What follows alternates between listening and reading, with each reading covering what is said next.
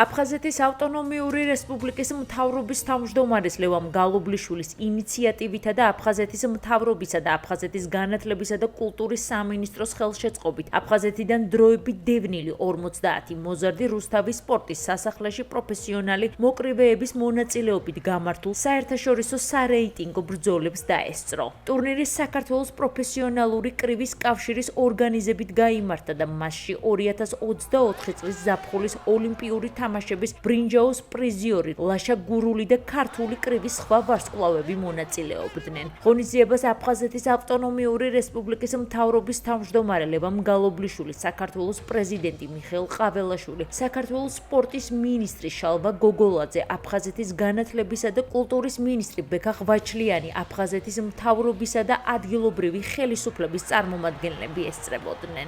აფხაზეთის მთავრობის მხარდაჭერით ჩვენ 50-მდე დროებით დევნილი ახალგაზრდა მოვიწვიეთ სპორტულ ღონისძიებაზე. მინდა მადლობა გადაუხადო რუსთავის მუნიციპალიტეტის მერს და სხვა სულის ჩამდგმელებს ამ დღევანდელი ღონისძიებისა. აფხაზეთის მთავრობისთვის მნიშვნელოვანია ჩვენი ახალგაზრდების სპორტული მიმართულებით განვითარება და ყოველთვის დაუდგებით გვერდით მათ.